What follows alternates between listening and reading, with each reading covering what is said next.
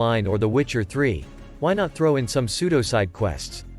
Warzone plays around with scavenger, recon, and bounty contracts, but I want more than that. Battle royales have been around for a while now. And as you'd expect, the formula is getting real stale. Dr. Disrespect is trying to inject some creativity into the genre with Dead Drop, a vertical extraction shooter being developed by Midnight Society, keyword, vertical. Go check out my Dead Drop breakdown. But he can't be the only one jonesing at a chance to evolve this slow-moving game mode. What are other gamers' thoughts on how to improve or shake up the scene? Who knows? What I'm going to do in this video is try and reimagine the typical land, scavenge, shoot, repeat, routine. And see if we can't spice it up a bit. That iconic closing circle. Gas, electrical storm. Whatever you want to call it. It's there to get players moving and fighting.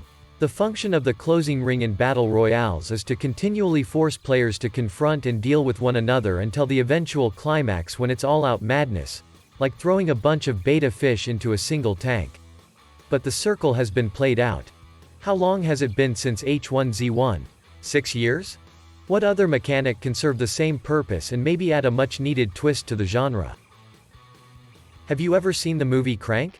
It's a cool film by one of the smoothest action movie stars, Jason Statham. In the movie, he plays a hitman who gets poisoned with a Chinese synthetic drug which impairs the flow of adrenaline, slowing the heart until eventual death. In other words, if he doesn't keep his adrenaline up, he dies. So how does he hold back death long enough to find the thugs responsible as well as a cure? Easy. He engages in dangerous and exciting stunts. But as you know if you've ever done any recreational stuff before, there ain't no high like the first high. So throughout the movie, he has to increase and escalate the conflict and violence needed to sustain his adrenaline. It's like working against the clock. Or running from some gas. What if battle royales ditched the environmental gas and made the panic more personal? Each team would drop from the sky like usual, but instead of engaging with each other because of external pressure, they're forced to eliminate other players for adrenaline highs that delay the ticking time bombs in their chests. And get this. Killing opponents in specific or unique ways could carry with them far greater adrenaline boosts. This mechanic would actually incentivize engagement variety, not just a click and shoot fest. You could even implement non-lethal objectives around the map for alternative ways to boost adrenaline in between battles. The Crank mechanic would speed up engagement frequency, increase battle intensity, and deal with campers. Think about it. What percentage of the map gets used in a typical battle royale? 80%? 60%? Was anyone really having skirmishes in Lumber and Quarry and Warzone's Verdansk? In all of the battle royales on the market, no one would cry if they lopped off 20% of the map. So listen to this, why not reduce map size, keep player count if you want, and give your game a bit of the Sifu treatment. Sifu is a single-player kung fu game that gets combat right. Not only can you throw punches and kicks, but you can use the environment to your advantage, pushing into walls, off ledges, and using bats, bottles, and chairs. Don't get me wrong, I don't expect battle royales to allow you to pick up and launch objects at your opponents, but what about just implementing a basic physics engine or environmental interactions? Think about this right now. Name me one battle royale that has any sort of physics engine or allows you to interact with the environment aside from doors and windows. Vampire the Masquerade Blood Hunt allows you to drain human NPCs for blood, but those aren't exactly the environmental interactions I want. Other than that, all battle royale maps are stale and lifeless. So why not make the maps smaller and use the CPU and GPU rotations you saved to make rudimentary breakable geometry? It's almost 2023 for God's sake. Mars, AI, robot dogs, and we can't get a crude Half-Life source physics engine going? Nothing that affects gameplay of course, but I don't know about you. After an intense firefight I want to see an environmental receipt. Do you want to know what that would look like? Black for the PlayStation 2. Described as gun porn, the developers sought to achieve, and succeeded, in making every bullet count. From ejection to impact, each bullet left its mark. To date, no multiplayer or single-player game has come close to making the simple act of shooting feel so aggressive. Even shooting rocket launchers or shotguns in Doom doesn't come close to what it feels like to pull the trigger in Black. And while I don't expect any battle royale to reach Black levels, It's probably not even possible. We need to move past these barren, empty, and meaningless megamaps.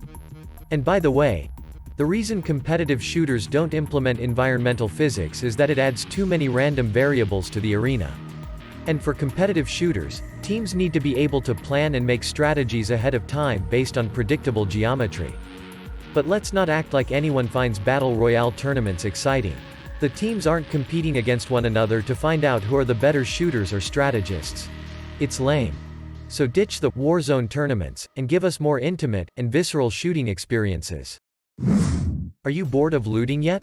What about playing around with inventory screens? How about we save that stuff for Tarkov or Resident Evil?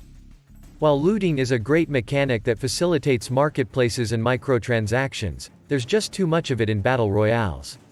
And the reason looting feels so monotonous is that there isn't much to do outside of shooting. So if we're going to have large maps that rival sections of Elder Scrolls Online or The Witcher 3, why not throw in some pseudo-side quests? Warzone plays around with scavenger, recon, and bounty contracts, but I want more than that. And in the spirit of shooting, why not include different types of action in the Royale? Attack and defend? Break into a facility, get past some AI enemies, and steal some advanced tech. On the other side of the coin, defend some advanced tech alongside AI allies, from the aforementioned attackers. Or what about capture the flag? Hijack a plane or jeep and deliver the cargo to another location and get rewarded with some gear.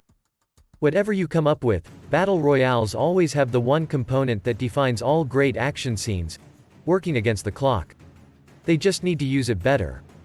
Whether it's a ticking briefcase or the hero's stamina, if you can see it working in a Tom Cruise flick, it could probably work in a battle royale.